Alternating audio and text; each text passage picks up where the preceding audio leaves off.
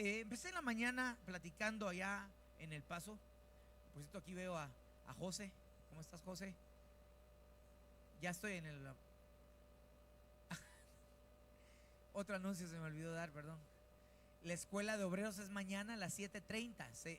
Y si usted no puede venir, yo le recomiendo que lo haga. Pero si no puede venir, sintonícela de manera virtual. Amén y amén. Ahora sí, listo. Es que si no, si me pasan los papelitos para no estar yo, sería mejor. José Osuna, bienvenido. Dijiste Antonio, dije, no, es que en México es Antonio y en Estados Unidos es José. Yo también cambio de nombre, allá soy Joe y aquí soy José. Así que, pero ese es el estilo gringo y el estilo mexicano. Ok, bueno, quiero platicar con ustedes esto que yo titulé el mensaje detrás de su muerte. Y platiqué con los hermanos del Paso algo, bueno, me enfoqué específicamente en la palabra dabar. No voy a explicarlo todo como siempre le acostumbro decírselo, pero el subtítulo de este tema vendría a ser la obra plena de Dios. En 1 Corintios capítulo 11 y versículo 26 dice el propósito por el cual nosotros ministramos la cena del Señor. Y dice: así pues, todas las veces que comiereis este pan y bebiereis esta copa, la muerte del Señor anunciáis hasta que Él venga. Yo traté de explicar brevemente allá la importancia de que nosotros entendamos que sí, la Santa Cena es un recordatorio para nosotros del sacrificio de Jesús, de su sangre derramada y de su cuerpo molido por amor a nosotros en la cruz del Calvario, pero que al mismo tiempo este recordatorio se convierte en un mensaje, en un anuncio que tiene una profundidad extraordinaria y que tiene un alcance que tal vez a veces nosotros no logramos completamente dimensionar. De hecho, tal vez va a ser algo, voy a profundizar en un área, pero hay muchas cosas que hablar sobre el anuncio de su muerte. Hace unos 3 años más o menos yo compartí un mensaje que titulé de esta manera, donde empecé a resaltar todas las veces que Jesús había anunciado su muerte y en qué momento Jesús lo había empezado a decir. Y la Biblia aclara que el Señor Jesús no anunció que Él iba a morir hasta que no hubiera un entendimiento en sus discípulos de quién era Él. Lo vuelvo a repetir, para ustedes es seguro, tenemos muchas personas que son nuevas en la congregación, pero yo les mencionaba que la primera vez que se anunció, o que Jesús anunció de Él que Él iba a morir, lo hizo después de que Pedro hizo una confesión por la revelación de su Padre, cuando Él dijo: tú eres el Cristo, el Hijo del Dios viviente. Y Jesús le dijo: esto no te lo ha revelado ni carne ni sangre, sino mi Padre que está en los cielos. Y dice, y desde entonces empezó a decirles que Él tendría que morir. Y de hecho en ese momento fue la crisis, porque cuando le dijo: tú eres el Cristo, el Hijo del Dios viviente, Jesús le dijo: voy a morir y voy a ser entregado en sacrificio. Y Pedro le dijo: venga para acá, Señor. Lo tomó aparte y lo empezó a regañar. Y le dijo: cállese usted, no diga tal cosa, no le vaya a pasar eso al Señor. Y el Señor lo reprendió diciéndole: apártate de mí, Satanás, porque no piensas en las cosas de Dios sino en las de los hombres. Pero la primera vez que anunció su muerte fue después de que Cristo fuera revelado a sus discípulos. Ahora, ¿por qué eso es importante? Y es importante porque el día de hoy en la Santa Cena anunciamos su muerte. Ahí lo dice la Biblia: cada vez que participas de la Santa Cena se anuncia la muerte del Señor. Y les decía a los hermanos del Paso que alguien venirme a decir: mire, pastor, la tía de mi vecino falleció, ore por él. Y voy a orar por el vecino, pero en realidad no va a causar algún impacto personal en mi corazón, porque pues nunca conocí a la tía del vecino. Es más, tal vez ni siquiera impacto en la persona que me vino a pedir oración, tal vez solamente por el vecino, pero no por la tía. Entonces, para que el sacrificio del Señor o la muerte del Señor sea anunciada o sea recordada, lo primero que tendríamos que hacer es haberlo conocido como nuestro Señor y Salvador. Y por eso es que la Santa Cena no se puede ministrar a nadie que no haya conocido al Señor, porque entonces vendría a ser algo indiferente para Él. Va a recordar a alguien que ni conoció o que ni ha conocido. Por eso es importante que la muerte del Señor se anuncie solo en medio de aquellos que lo conocen, pero aquí habemos muchos que conocemos al Señor como nuestro Señor y Salvador. Diga amén.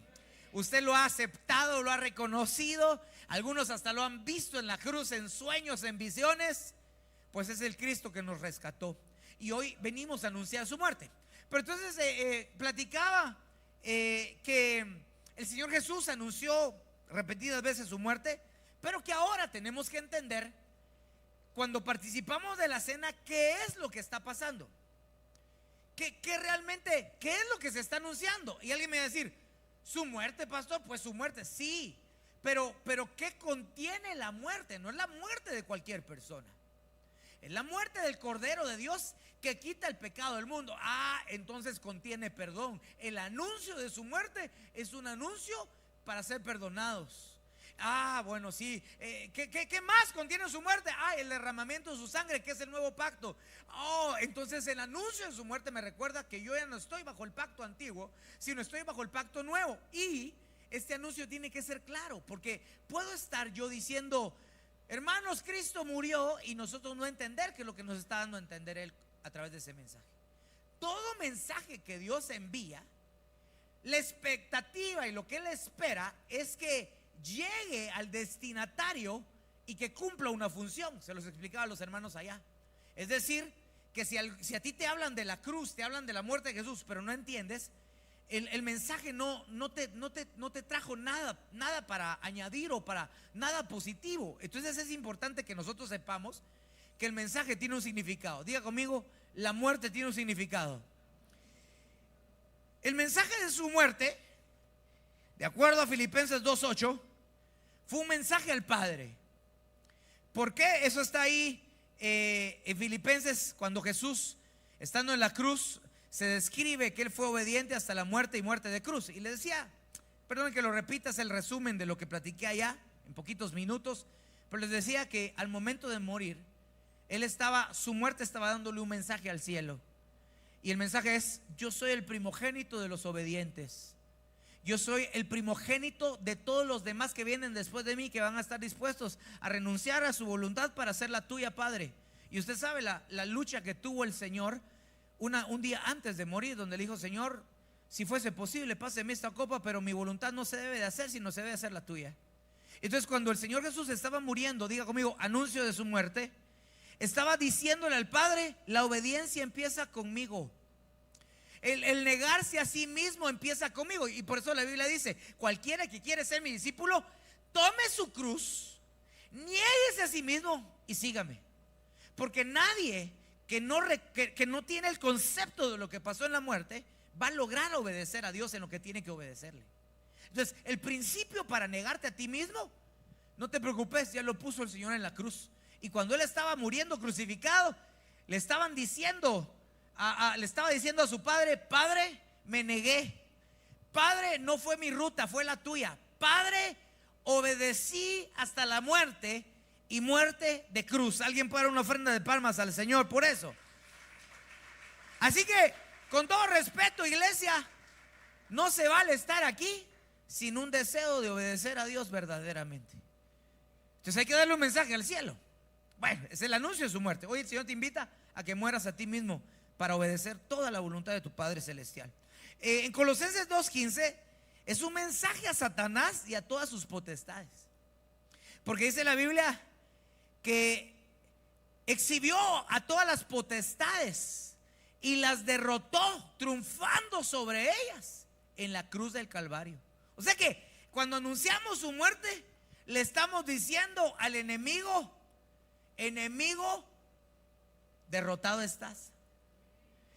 Le estamos diciendo a los principados y a las potestades que están derrotadas, porque hay un anuncio en su muerte que declara victoria en la cruz del Calvario. La Biblia dice: ¿dónde está, oh muerte, tu aguijón? ¿Dónde está, sepulcro, tu victoria? Pero cuando alguien viene a anunciar su muerte, haga de cuenta que tal vez el diablo lo quería zarandear allá afuera, pero al recordar la muerte le está diciendo al adversario de su alma: tú ya no tienes parte ni suerte ni conmigo, ni en mi matrimonio, ni en mi familia. Mis hijos y toda mi descendencia ya derrotó al adversario en el nombre de Jesús. Diga amén. Ok, entonces es un anuncio que hay que dar. Mira, yo digo, yo pienso que el diablo no se olvida de eso, pero valdría la pena que nosotros sí lo recordemos. Porque después ahí estamos tronándonos las manos. Ay, pastor, es que me hicieron brujería. ¿Qué dice el anuncio de su muerte? Que ningún principado, ninguna potestad va a prosperar contra ti. Ay, no, pero es que la vecina cuando me hace brujería me saca la lengua. Bueno, la lengua sí puede prosperar, pero la brujería no. El Señor ya te dio la victoria sobre toda potestad, sobre todo enemigo que te quiera destruir. Dios ya te dio completamente la victoria en la cruz del Calvario, y eso es lo que te vengo a anunciar en el anuncio de su muerte. ¿Alguien puede dar gloria a Dios? Ok. Juan 3:16, todos lo sabemos, es el anuncio a un amor sin medida. Porque de tal manera amó Dios al mundo. Cuando estaba su Hijo Jesucristo siendo crucificado, estaba dándole en el anuncio de su muerte, que eso es lo que hay que predicar en el Evangelio, y decirle: Cristo murió por ti, fue crucificado, pero el resumen de esa muerte es que te amaba de una manera que nadie te ha amado, que te amaba de una manera que no se puede cuantificar, te amaba de una forma que no tenía medida, un amor eterno que no se acaba, y que dice la Biblia que por ese amor a nosotros se nos prolonga la misericordia todos los días de nuestra vida. Es incomprensible, hermano, porque cuando tiene la capacidad, uno puede amar mucho, pero dicen por ahí: sí, pastor, pero el amor tiene límites. Y cuando Pedro se acercó a decirle: entonces, ¿cuánto es el límite? 7 veces. Jesús le dijo: no, tenés que entender que el amor que se anuncia en la cruz, o que se va a anunciar en la cruz, es para perdonar y amar hasta 70 veces 7. Diga conmigo: un amor que no se agota. Y en lo que me centré fue en que es un mensaje para nosotros, sus hijos. Y esto solo vamos a entender los que hemos sido rescatados. Entonces, el mensaje detrás de su muerte, yo hablé sobre la palabra dabar, y mencioné estos puntos que ya no voy a mencionar, pero que por lo menos lo voy a permitir que usted los lea. Ay, ya se me trabó otra vez. Si me pueden ayudar ahí en multimedia, porque ya no cambió. Yo ya estoy casi en la conclusión. Tenemos que arreglar esto, chicos. Algo está pasando, porque ya todos los cultos me pasa aquí, allá, hermano. Yo creo que es una potestad que tiene que ser derrotada hoy en el anuncio de su muerte. Ok, es una ruta para obtener palabras de cortejo. Fíjese que el diccionario Chávez, es que impresionante, hermano, a mí me llenó de esperanza. Dice que cuando le dijo Dios a Moisés: mira, yo te voy a rasgar el velo, porque eso pasó en la muerte. Cuando la muerte sucedió, se rasgó el velo para entrar al lugar santísimo. Digo: pero te voy a dar acceso al lugar santísimo para que hables donde está mi arca, y yo te pueda dar palabras. Y esa palabras en hebreo, ya, es dabar. Y el diccionario Chávez la traduce como palabras que se dan para cortejar a una mujer.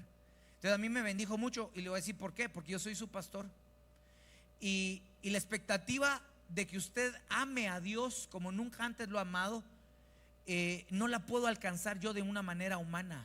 No puedo venir y decirle a Emanuel, ama a Dios por favor, o si no una consecuencia negativa. Pero lo que sí puedo hacer es ir a su presencia, donde está Él habitando, y decirle: Señor, dame la palabra dabar, para que cuando yo vaya a la iglesia y la hable, la gente que escuche la palabra que tú me diste ahí en la intimidad se enamore de ti. Entonces, si tú quieres que tus hijos se enamoren de Dios, si tú quieres que tu esposa se enamore de Dios, que tu esposo te enamore de Dios, más nos vale meternos a la presencia de Dios, donde se rasgó el velo por su muerte, y que nosotros escuchemos las palabras dabar que Él nos quiere dar, porque son palabras que enamoran. Diga conmigo: palabras que enamoran, palabras de cortejo. Es como que si entras a la presencia y lo que te habla Dios no solo te enamora a ti, sino que cuando vas y lo compartes a otros, enamora a todos los que te escuchan. Esa es la palabra que yo quiero tener. Cuando el Señor me dice: oye, yo morí y se rasgó el velo, yo morí y te di acceso a mi presencia para que escuches mi palabra dabar. La palabra dabar se traduce consejo, la palabra dabar se traduce respuestas, la palabra dabar se traduce dirección, y la palabra dabar se traduce promesas. ¿Dónde vas a encontrar las promesas de Dios para tu vida? Ay, persiguiendo a los profetas que Dios usa. No, vas a encontrarlos en la intimidad de su presencia, porque es ahí donde Él te habla y Él te promete. No se trata solamente de leer, se trata de recibir de parte de Él algo que se atesora. Les contaba a los hermanos que me pasó algo interesante. Tengo un hermano allá de edad avanzada. Le tengo el ojo puesto porque tiene muchos problemas de salud. Lo voy a decir con temor y con temblor. Pero me dice: pastor, yo ya estoy en la recta final. Me duele acá, me van a operarme, esto, lo otro. Y me ha estado enfermito las últimas semanas. Y hoy lo vi entrar al culto y le dije: ¿cómo estás, David? Y no me dijo bien ni mal, sino me dijo: aunque ande en el valle de sombra o de muerte, no temeré mal alguno, porque su vara y su cayado me infundirán aliento, me dijo.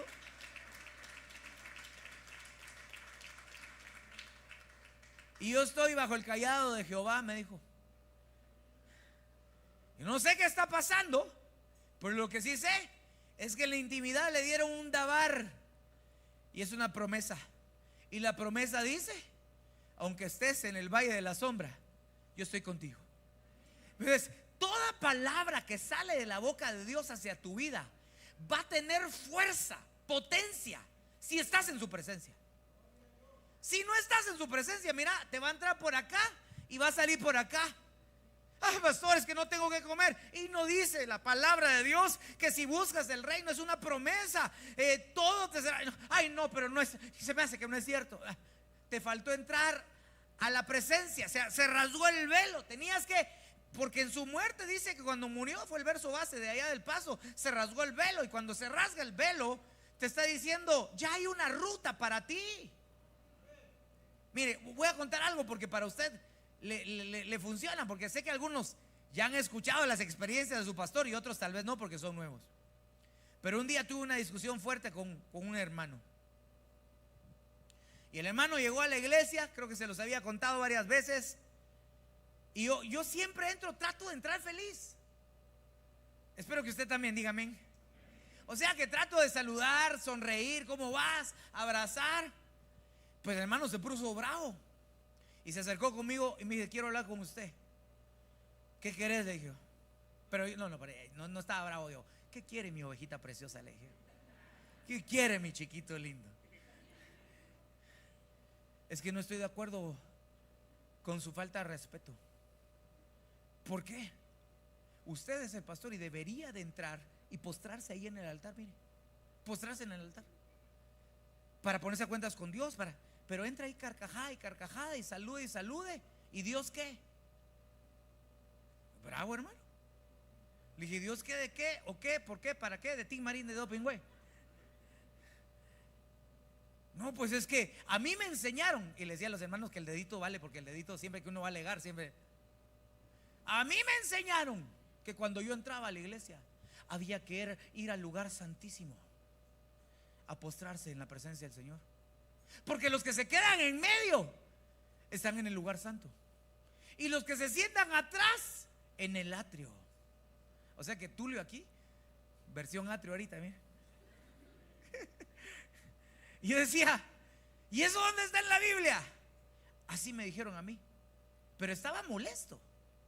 Le dije: es que tú no has escuchado el anuncio de su muerte, porque en el anuncio de su muerte se rasgó el velo, diciéndonos que ya no había espacios ni límites para el que quería entrar a su presencia. El que venía con anhelo y con deseo se mete hasta la cocina, se mete a la presencia de Dios, y Dios ahí le empieza a hablar, le empieza a dar su dabar. Entonces yo lo expliqué allá, porque entonces las promesas que necesitas para la próxima temporada de vida, en tu vida, tu familia, con tus hijos, no están necesariamente en la boca del pastor, ni en la boca de tu esposo, ni de tu esposa, ni de tus hijos, sino están en la boca de Dios, que sale solamente para aquellos que están en su presencia y frente a ellos. Por eso que le decía a Moisés: es que a usted les voy a hablar por profeta, pero a Moisés yo le voy a dar mi dabar cara a cara. Y así te quiere hablar Dios, porque ya no hay. ya no hay límites en la casa del Señor. ¿Cuántos dicen amén? Ok. Éxodo 25, 21. Ahora hablo de esta ruta donde se nos abre, cuando se nos anuncia la muerte del Señor, se nos anuncia el acceso al lugar santísimo. Diga, lugar santísimo. Y entonces en el capítulo 25 y verso 21 dice: y pondrás el propiciatorio encima del arca, y en el arca pondrás el testimonio que yo te daré. Mire, esto está precioso, porque usted sabe que el arca del testimonio no estaba ni en el atrio, ni estaba en el lugar santo, sino que había sido designado por Dios que estuviera en el lugar santísimo. Hermano, cuando esa experiencia con la presencia de Dios, que era un lugar sobrenatural, y lo expliqué en la mañana, tenía temporalidad y tenía límites en la generalidad. ¿Por qué? Porque el acceso estaba con un tiempo de una vez al año y con un límite de una persona al año. Viene el Señor y Él muere y abre la ruta para el lugar santísimo donde está su presencia, el arca. Y ahora le quita la temporalidad y le dice: cuantas veces en memoria de mí, cuantas veces que vengan en mi nombre, ahí voy a estar yo. Le quita la temporalidad y le quita la generalidad, porque ahora ya no es para un sacerdote, sumo sacerdote, sino es para toda la congregación que realmente tiene hambre de su presencia. Entonces esto es poderoso, porque entonces ahí va a estar la palabra dabar, pero también va a estar el testimonio. Ahora, mira, esta arca, que es el arca del pacto o el arca del testimonio, estaba dejada ahí con un propósito. Y viene Dios y le dice: vas a poner ahí el testimonio que yo te digo. Quiere decir que el testimonio de Dios está en el arca. Y el arca es representativo, figura de su presencia. ¿Querés ver el testimonio de Dios en operación sobre tu vida? En su presencia. Allí está el testimonio. Ahora, no era que Moisés iba a elegir lo que le diera la gana para meterlo ahí. Es decir, tú vas a hacer el arca como yo te lo digo, y cuando yo te diga qué vas a meter ahí como mi testimonio, vas a meter lo que yo te diga. Ahora, en la Biblia hay dos expresiones bíblicas, estoy hablando de Biblia, que se utilizan para hacer referencia al arca de Dios. Algunos versos dicen el arca del pacto y otros dicen el arca del testimonio. Si alguien pregunta, ¿y es lo mismo o es diferente? Yo le tengo que decir que esto es distinto. Aunque es el mismo elemento, la expresión es diferente, porque le puse ahí, ¿verdad? El arca del testimonio destaca su contenido. Diga conmigo, el testimonio de Dios. Pero dígalo, pues ayúdeme a predicar, no sea así, hermano. Mire, ¿tenemos aire acondicionado puesto? ¿Tiene calor? Levante su mano. Bueno, por si no, para prender todos los aires y todos los abanicos. Pero diga conmigo, el testimonio de Cristo. Entonces, el arca del testimonio habla sobre su contenido. Pero cuando la Biblia menciona arca del pacto, habla sobre su propósito. Entonces, su presencia tiene estas dos dimensiones. Una dimensión que te marca propósito, diga conmigo, un pacto nuevo, y que te demuestra su testimonio, su poder, sus obras. Yo digo: Señor, tenemos el acceso a tu presencia para que nos demuestres que tienes un pacto con nosotros y para que nos demuestres que estás con nosotros. Mira, te voy a poner un ejemplo más claro. ¿Cómo te darías cuenta de que Dios está conmigo? ¿O cómo te darías cuenta de que Dios está contigo? No, por fe, no. ¿Cómo te das cuenta? Diga conmigo, hay testimonio. Le pongo ejemplos.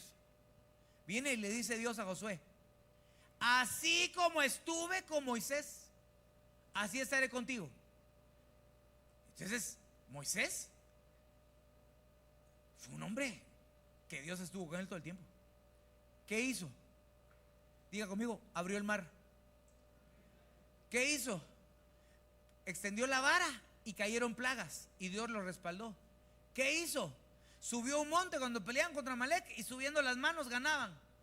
Perdóneme, si alguno de ustedes en alguna locura humanista me dijera, Dios no existe, pero si lo vimos nosotros con nuestros ojos como lo vio Josué, va a decir, tengo el testimonio de Dios en la vida de Moisés. Entonces viene y le dice, tú te diste cuenta, como estuve con él, contigo. Y lo primero que le hace es le abre le seca el río Jordán. Y le empieza. Entonces mire, perdóneme, usted no me sigue o no me va a seguir porque yo soy buena onda. Es más, si usted viene a la iglesia porque dice, es que voy a ir porque el pastor es bien buena onda, yo le diría, está por la razón incorrecta. Si usted en algún momento va a seguir a un hombre de Dios, es por lo que Dios hace a través de él, ni siquiera por él. Mire lo que le estoy diciendo, no me va a seguir, es que voy a ir porque yo soy guatemalteco y como él es guatemalteco, pues así comemos frijoles negros los dos. Por favor, tiene que ver algo de Dios en la persona que vamos a seguir. A eso me refiero. Cuando alguien viene al lugar santísimo, recibe la promesa del pacto, pero también el testimonio de Dios sobre su vida, y empieza a ver la mano de Dios operando en un montón de cosas, un respaldo sobrenatural, sanidades, milagros, un montón de situaciones que vienen a ser de bendición para ti. Y ese es el testimonio que Dios te ofrece a través de su sangre y de su carne. El decirte, mijito, veniste a la muerte, veniste al lugar santísimo para escuchar que no estás solo, que yo estoy contigo y que yo te doy testimonio que soy tu ayuda, soy tu defensor, soy tu proveedor, soy tu sanador, soy tu salvador, soy tu restaurador. Hermano, se tiene que ver el testimonio de Dios en nosotros. Yo siempre decía, mira, ¿y por qué no compartís tu testimonio? Hermanos, le compartiré mi testimonio. Y después empecé a cambiar la frase, decir, hermanos, quiero contarles el testimonio de Dios en mí. Porque al final de cuentas, si algo ha cambiado en tu vida y en la mía, no es porque nosotros le echamos ganas y fuimos pilas, sino porque Dios está obrando. Y ese es el testimonio de Dios en medio de nosotros, su obra poderosa. Por eso le puse al tema, la obra completa.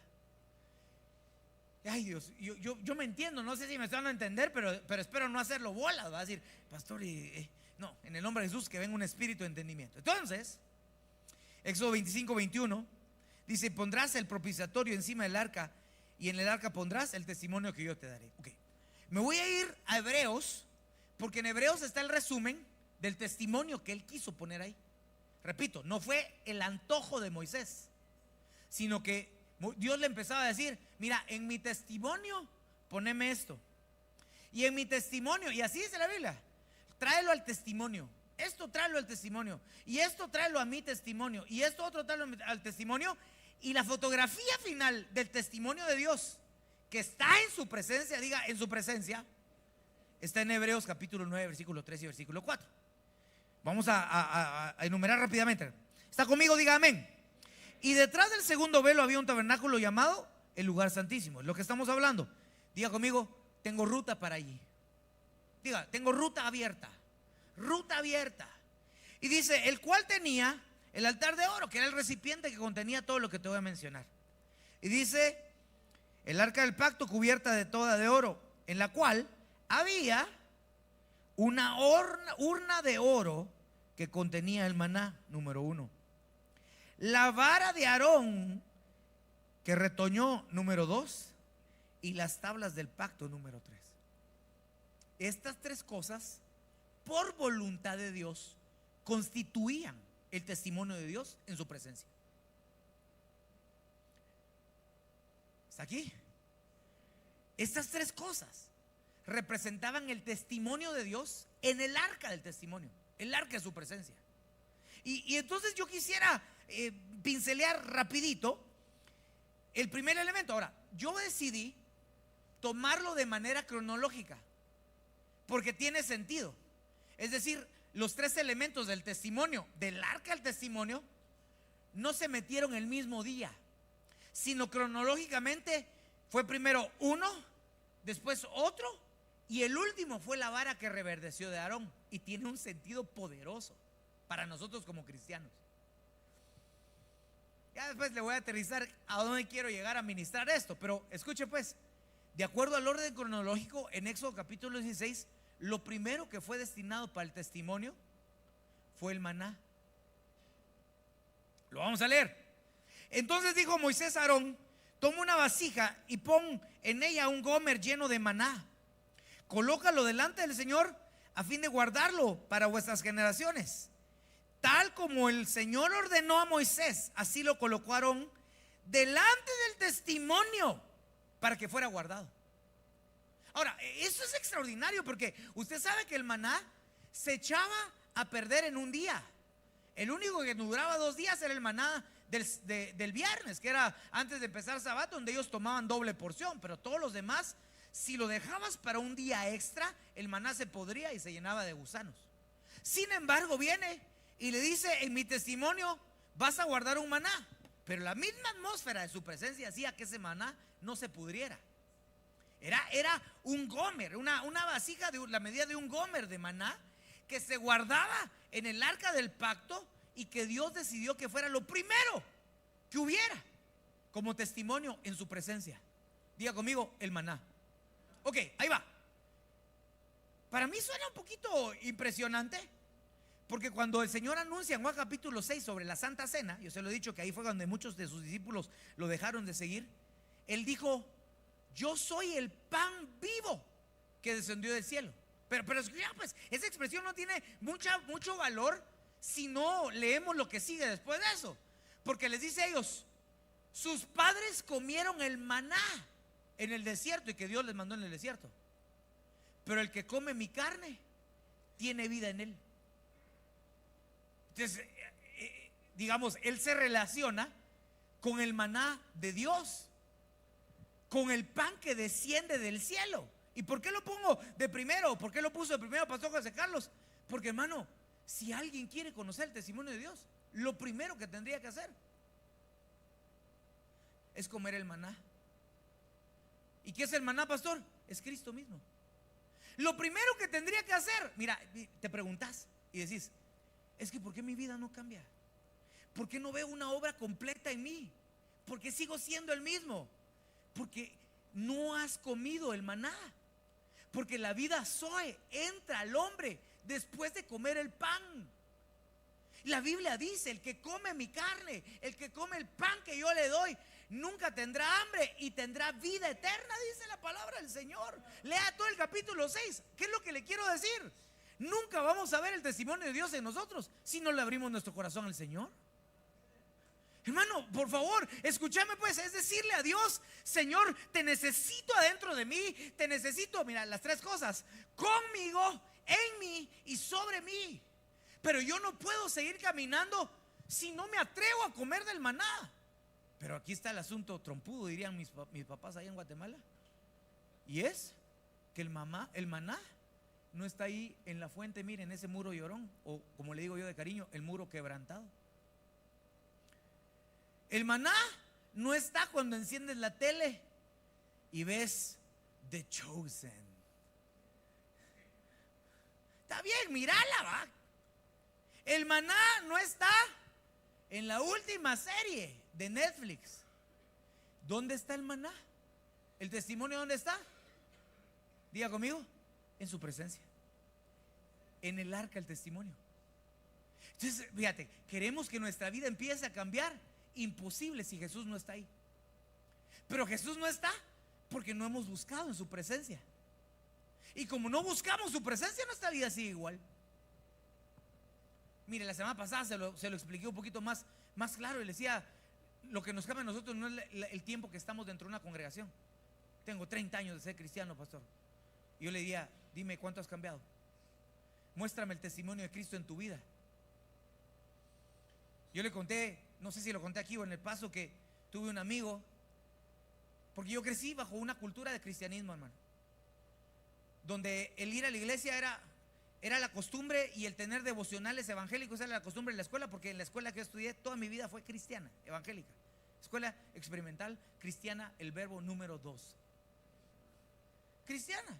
Entonces, para mí, clases de Biblia, historias bíblicas, todo. Yo crecí con amigos que decíamos todos que éramos cristianos, pero no habíamos comido el maná. ¿Y por qué no habían comido el maná, pastor? Porque nunca habíamos entrado a su presencia. Por eso el maná no está en otro lugar, sino es donde está el arca del testimonio, el testimonio de Cristo, el testimonio del Señor. Yo tenía un amigo que después de años regresé a Guatemala y me lo topé, y creo que se los conté aquí. Y me dijo: mira, ¿y en qué andas? No, fíjate que yo estoy preparándome para ser pastor, bro. Dios me llamó. ¿Y tú? Yo estoy llevando droga a Francia, me dijo. Oh, qué lindo testimonio. Le dije: ok. ¿Cómo que droga? Sí, me dijo. Ya se lo había contado. Chisme santo, chisme santo. Ok, va, ahí va. ¿Y cómo le haces? Le digo. Fíjate que son unas cápsulas así. Y me tomo 1 kilo. Y me tomo medicina para que no me, para retenerlo las 10 horas de vuelo. Y ala, brother. Sí, no, yo sé que es un riesgo, pero Dios ha sido fiel, brother. Dios ha sido bueno conmigo, me. ¿Cómo? No, hombre, es que fíjate, tengo un testimonio que te quiero contarme. Fíjate que yo llegué al aeropuerto de Francia y detectaron como que me vieron raro, como que estaba sudando y todo. Y me dijeron: vamos a hacerle rayos X. Y dice que lo llevaron a un escáner. Y dice que él empezó a orar: Señor, tú eres fiel, sálvame, Señor, que no me descubran. Y dice que le dijeron: mire, solo cuando le vayamos a tomar la foto con los rayos X, no despegue su estómago de la pantalla. Dije, y ahí me habló Dios y me dijo: despégalo. Despegó la panza y salió blanco, salió sin nada, y lo dejaron libre. Así que yo testifico, bro, que Dios ha sido bueno. Y yo le dije: Rudy se llamaba. Rudy, le dije: ¿cómo? Pues es que yo había tenido un encuentro con el pan que estaba en la presencia. Yo ya no podía jugar con eso. Hermano. Si yo recuerdo que la regaba una vez y me sentía cucaracha, hermano, yo me equivocaba y decía: ya no, pues, Señor. Pero cuando le conté que batallaba con el cigarro, decía: Padre, pero ya no quiero, porque yo tuve la oportunidad de comer el maná en su presencia. Me dijo: no, hombre, brother, te voy a decir la verdad, me dijo, mi jefe, o sea, el capo, se congrega en una de las iglesias más grandes de aquí de la ciudad, brother, y diezma y es fiel en sus ofrendas. Y yo dije: wow, un montón de gente que dice ser, pero no ha comido el maná. Si aquí no se trata que digamos que somos evangélicos, soy cristiano. Ya le dije yo que eso cualquiera podría decirlo. Soy pastor, y nosotros ya lo ponemos en la nube. Oh, es pastor, es pastor. ¿Y de quién y de dónde? ¿Y quién lo cubre? ¿Y a quién le rinde cuentas? Pero aquí el hecho de estar en una iglesia no nos convierte en cristianos. La pregunta es: el testimonio ya empezó en ti. El testimonio de Dios ya empezó en ti. Solo si has comido del maná. Si tú no has comido del maná que está en el testimonio de su presencia, todavía no pasa. Diga: pastor, ¿por qué remarca todo eso? Porque es que Dios me llamó a predicar con una bandera que se llama cambio de vida. ¿O qué quiere? Que yo quiero la iglesia llena. Me encanta ver la iglesia llena. Traiga más, evangelice más, que se llene de más necesidad. Pero a mí no me interesa tener la iglesia llena de gente que no ama a Dios, llena de gente que no cambia ni siquiera 1% de lo que era antes. Que diga: aleluya, gloria a Dios, me cante, me ore, me dance, pero siga su vida igual. Pero la única ruta que veo yo para un cambio verdadero, lo primero, cronológicamente, es: sepárame el maná, porque el maná va a ser parte de mi testimonio. Y después Cristo en el capítulo 6 vino a decir: el maná soy yo. Cómanme. Hoy Dios te está dando la oportunidad de comer el pan que descendió del cielo. Cristo Jesús, que cambia vidas, no solo te perdona, Él quiere cambiarte. Y es el anuncio que vengo a darte con fe. Lo que Dios te está dando hoy en la Santa Cena es la oportunidad de un cambio verdadero. Denle una ofrenda de palmas al Señor. Un cambio verdadero. Un cambio de verdad. Yo quiero cambiar. De veras, hermano. Padre, tú lo sabes que te lo he pedido desde que me convertí. Y después me doy cuenta que hay otras 10 hectáreas que todavía no han cambiado. Digo: Señor, ya cambiaste 1 hectárea, me faltan las otras 457,837. Pero la Biblia dice que el que empieza su buena obra es fiel hasta el día que la termina. Si la obra que Él hace la empezó Él, seguramente la va a terminar para el día correcto. Alguien puede decir amén. Atesoro porque lo que Dios le está ofreciendo a usted es un cambio de vida a través de Jesús. Denle una ofrenda de palmas al Señor. Ahí lo lees. Él empezó a decir: mi carne es verdadera comida, mi sangre es verdadera bebida. Uf, profundo ese capítulo 6. Ok, segunda cosa, rapidito, antes de ministrar la Santa Cena. Éxodo 40:20. Después Moisés tomó las tablas de la ley y las puso en el arca de la alianza. Ahí dice otra versión, del testimonio. Luego le puso al arca los travesaños, su tapa para la parte superior. Y bueno, lo que quiero que subraye es que lo segundo, esto ya es Éxodo 40, el otro era Éxodo 16, que dijo Dios que debía de estar en el arca de la alianza o en el arca del testimonio, era las tablas de la ley. Diga conmigo, tablas de la ley. Me quedan 10 minutos. Usted sabe que trato de respetar al máximo, porque si no después me mandan a dormir al sillón. Estoy bromeando. Ok. Me gusta demasiado ver el significado de las cosas. No era casualidad. Al final esto es interesante porque usted sabe que el arca del testimonio o el arca del pacto la escondió uno de los profetas y que no se ha encontrado hasta la fecha. Pero tiene sentido, porque creo que si se hubiera encontrado el arca del pacto o el arca del testimonio, muchos correrían a la idolatría, porque verdaderamente ese era el lugar de habitación de Dios. Entonces viene Dios y dice: antes de que se vuelvan idólatras de un artefacto, mejor se las escondo. No se sabe dónde está, hermano. No se sabe dónde está. No la han encontrado. Y lo que les voy a mostrar es una nueva dimensión, una nueva vida. Y ahora viene, dice el Señor a través del profeta, bueno, en Hebreos lo menciona, pero dice Hebreos 8:10: este es el pacto que haré con la casa de Israel. Después de aquellos días, dice el Señor, pondré mis leyes en la mente de ellos y las escribiré sobre su corazón. Diga conmigo, las tablas de mi corazón. Entonces, la primera es comer del pan, y el pan es Cristo. Abrirle tu vida a Dios a través de Cristo. La segunda es dejar que el Padre Celestial escriba en tu corazón cuáles son sus deseos, sus mandatos y sus ordenanzas. Esa es una obra. Mira, nadie puede tener las tablas de la ley en el corazón si no primero le da autorización a Dios de hacer algo con él. Ahora, la primera obra la hace el Señor. Diga conmigo, me salvó. Pero la segunda obra, para que se dé una obra plena, es que te dejes escribir en el corazón. Le puedo hacer una pregunta así con sinceridad y usted me es honesto. Diga amén. ¿A usted le resulta fácil que Dios escriba en su corazón? Respóndame. Amén o no amén, diría aquel meme. Porque a muchos no. Sí, pastor, de cariño dígame pizarrón en blanco. Pero es que a veces nuestro corazón no se presta para que Dios con su dedo escriba su voluntad y escriba sus leyes sobre nosotros. Mire, solteros, ¿están aquí? Vaya, una vez se acercó un jovencito conmigo. Es que tenemos que prestar nuestra voluntad para que Él escriba, así como tenemos que poner nuestro deseo para llegar a la presencia y comer del pan que es Cristo. Y me dijo: mire, pastor, le quiero hacer una pregunta. A ver, decime, ¿qué dice la Biblia sobre hasta dónde puedo llegar con mi novia? ¿Qué dice la Biblia? ¿Becho, abacho o apapacho? Puchica, dije yo, brother, mira, así un versículo que diga: cuando estés con tu novia, hijo mío, no daréis besos y menos de pescado.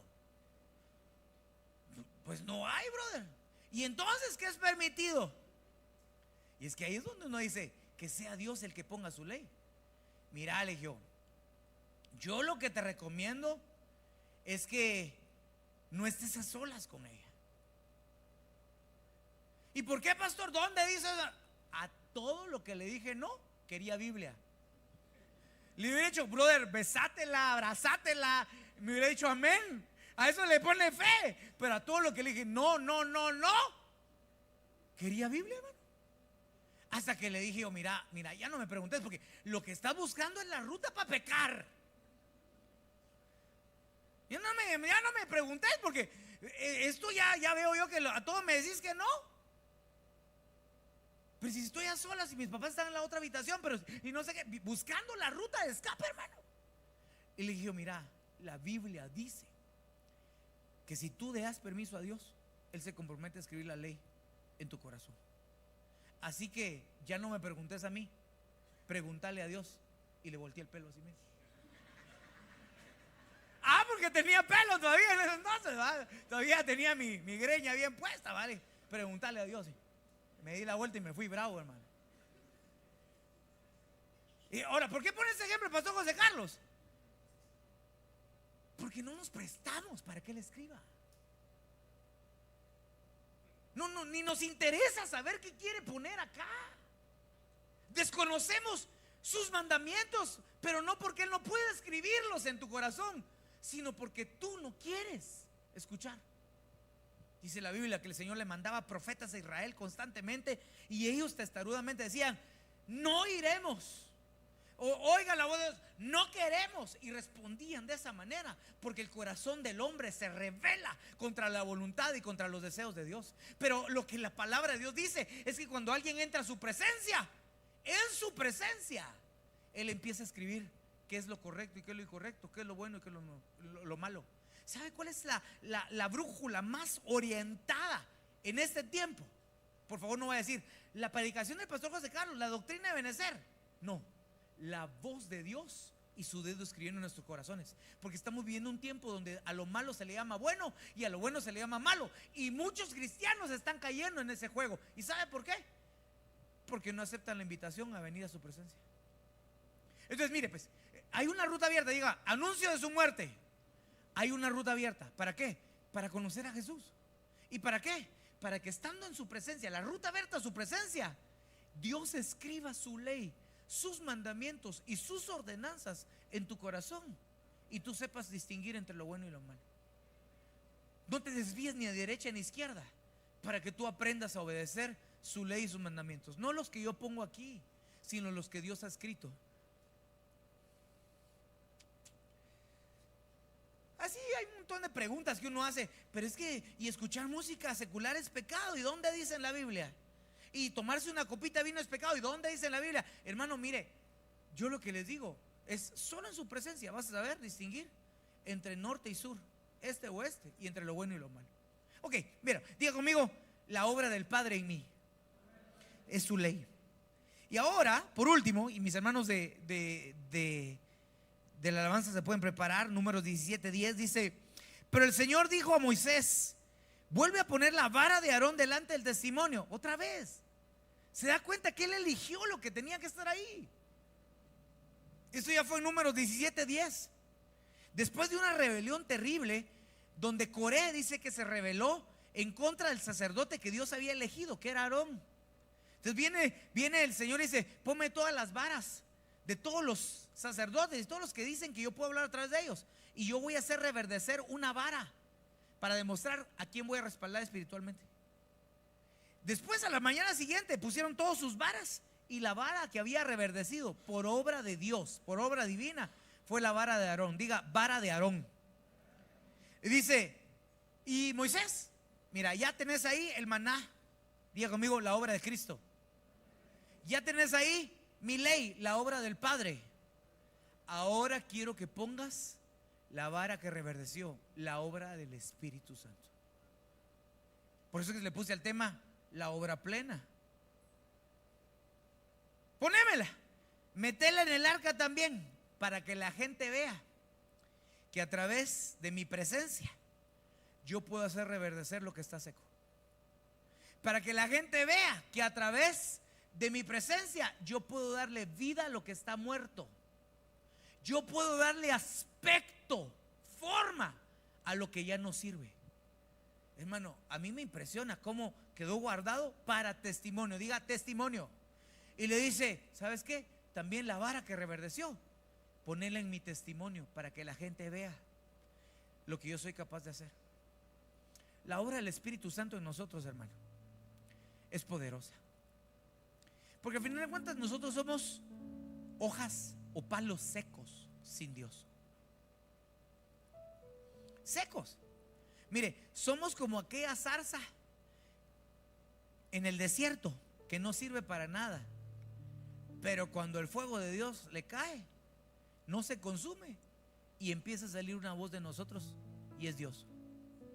Somos ese vaso de barro que le decía en Romanos capítulo 8, que no sirve para nada, pero que Dios decide utilizarnos y poner el evangelio, su gloria, su poder en nosotros, para que Él lleve la gloria y nosotros no. Entonces viene y para terminar le dice, y en mi testimonio queda la vara registrada. Yo no sé cómo está tu vida. Mire, yo le decía a los hermanos hoy en la mañana, ya terminé. Mire qué puntual el pastor José Carlos. 50 minutos y pelito. Pero la pregunta que yo hice en la mañana, y no fue lo que prediqué, pero les dije al principio, ¿y cuántos de los que estamos aquí nos sentimos secos? Porque no es de que te veas seco, porque por dentro es otra realidad. Por fuera puede estar vigoroso, fuerte, con una sonrisa, pero espiritualmente te estás secando. Ahora te estoy diciendo, la obra de Cristo se para cuando no accedemos a su presencia, no hay maná. La obra del Padre se para cuando no accedes a su presencia, y la obra del Espíritu se detiene cuando tú no vienes a su presencia. Pastor, es que me estoy secando por dentro. ¿Y qué esperas para entrar? Si por eso es que cuando decimos la muerte del Señor anunciamos, estamos diciendo, ¡hey! Se rasgó el velo. Si te quedas afuera es porque quieres, pero la puerta está abierta, la cortina se rasgó de arriba abajo. Ya no hay limitaciones. Si tú quieres, puedes reverdecer en la presencia de Dios. Por eso la palabra de Dios dice en Job que hay esperanza para el árbol que es cortado, aunque envejeciere y sus raíces se secaren. Dice, al olor del agua reverdecerá. La pregunta que tengo yo para ti es, ¿cómo te sientes tú hoy? Puede ser que hasta yo sea, imagínate que yo sea pastor por inercia. Ya me toca ir, como soy el pastor, tengo que predicar, y me toca pues darle que otra, y por dentro seco. ¿Qué podría comunicar? Yo entendí que lo mejor que puede hacer Dios en mí no está en la identidad de José Carlos Gutiérrez Telles, está en la presencia que Él me abrió. Y cuando Él me anuncia su muerte, lo que me está diciendo, hijito, el velo se rasgó y ahora puedes comer mi pan. Diga conmigo, la obra de Cristo. Puedes oír mi voluntad, la obra del Padre, y puedes reverdecer la obra del Espíritu Santo. Alguien puede decir gloria a Dios y darle una ofrenda de palmas al Señor. Eso es lo que Él quiere hacer. Una obra plena, plena, plena, plena. El mensaje de su muerte, el anuncio de su muerte, nos habla de que Dios quiere hacer algo completo en nosotros. No solo en tu espíritu, también en tu alma y en tu cuerpo. Y donde quiere intervenir el Padre, el Hijo y el Espíritu Santo, el Dios de verdad. Yo no sé si usted está dispuesto a recibir esto, pero yo quiero que se ponga de pie. Póngase de pie.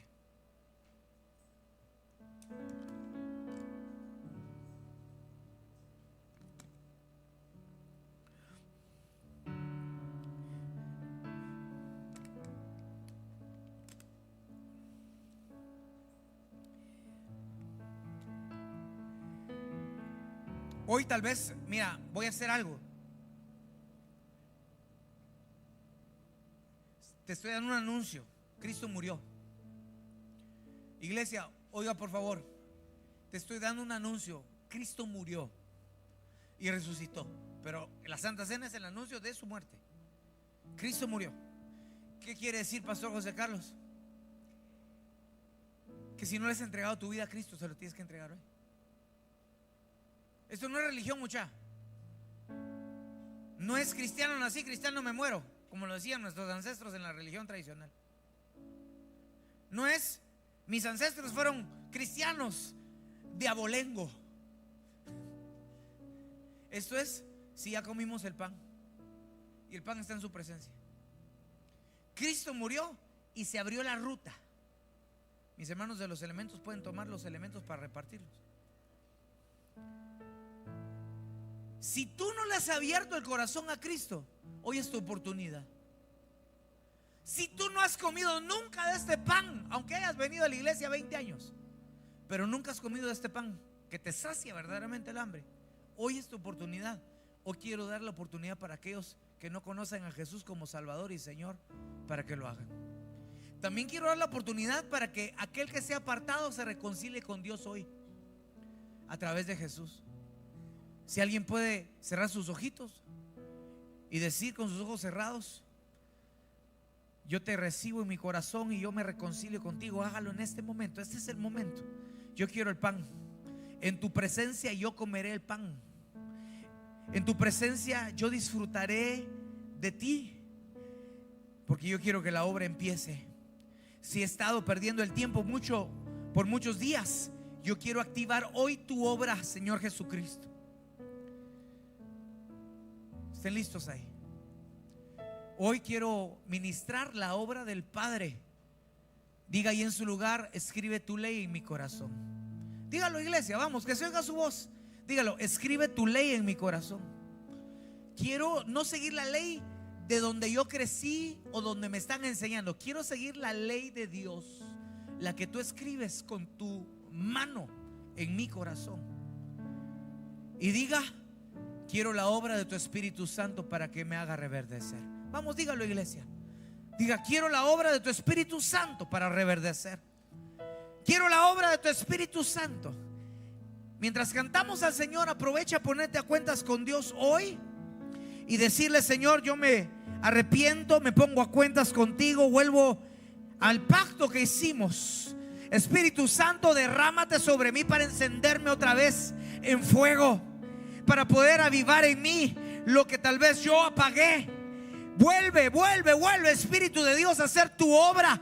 La pregunta que te tengo es: ¿estás seco? Deja que Él vuelva a avivarte. Hay esperanza para el árbol que ha sido cortado. Hay esperanza para aquel que se siente desgastado, cansado, seco, que perdió su fruto, perdió su vigor. Vuelve a sembrarte en las corrientes de los ríos y darás fruto a tiempo. Tu hoja no caerá en el tiempo del otoño. Darás fruto abundante. Hoy, en el nombre de Jesús, mientras reparten los elementos, pídele una obra nueva del Espíritu. Dile: una obra nueva queremos hoy. Una obra nueva. Una obra nueva queremos hoy. Vuélvenos a ti. Vuélvenos a ti, Espíritu Santo. Espíritu Santo, ven, Espíritu de Dios. Hay una ruta. Su muerte anuncia una ruta de vida. Y vuélvenos a encender. Tu presencia consume y nos vuelve a hacer arder. Hoy necesitamos tu presencia aquí. Pídele ayuda al Señor. Pídele ayuda. Espíritu Santo, retoma. Hoy profetizo vida tu presencia en la cena del Señor, el recordatorio de su muerte. Y hoy necesitamos presencia aquí. Dile: Espíritu Santo, toca mi vida, toca mi vida. Espíritu Santo, desciende y vuélvenos a encender. Tu presencia consume y nos vuelve a hacer arder. Hoy necesitamos tu presencia. Quedo corto cada vez que explicamos cosas relacionadas a la cena del Señor, porque hay mucho que hablar. Pero hoy es día de recordar su muerte y también de anunciarla. Toma el pan en tu mano y dile: Señor, no solo recuerdo lo que hiciste por mí. Diga: no solo recuerdo lo que hiciste por mí, le estoy anunciando a mi alma que tengo acceso, porque el velo se rasgó cuando tú moriste. Yo quiero tener ese deseo de poder entrar a tu presencia y ser transformado. Quiero una obra plena en mi vida, la obra de tu Hijo, la obra tuya y la obra de tu Espíritu. Hoy comemos el pan. En el nombre de Jesús, come el pan.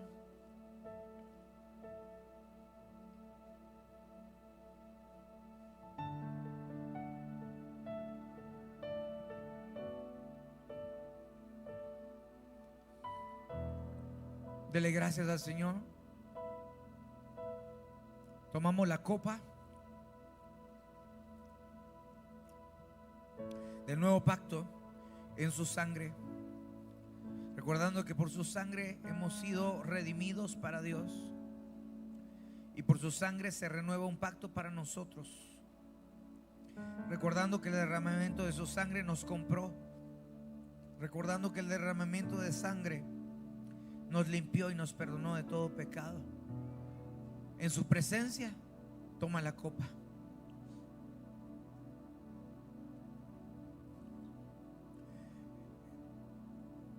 Espíritu Santo, desciende, vuélvenos a encender. Tu presencia consume y nos vuelve a hacer arder. Hoy necesitamos tu presencia aquí. Una vez más, necesito tu presencia. Espíritu Santo, desciende, vuélvenos a encender. Tu presencia consume y nos vuelve a hacer arder. Hoy necesitamos tu presencia aquí.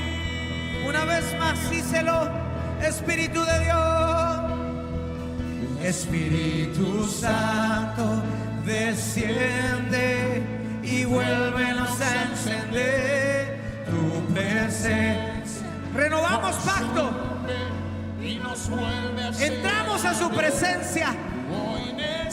Una obra plena, una obra plena. Oh, Espíritu Santo, desciende, desciende. Espíritu Santo, desciende y vuélvenos a encender. Tu presencia Consume y nos vuelve a hacer arder. Hoy necesitamos tu presencia. Tenemos algunos hermanos en necesidad y hemos apoyado a los que así lo han necesitado. Cada primer domingo del mes levantamos una ofrenda especial de acuerdo a lo que está en nuestro corazón para a todos.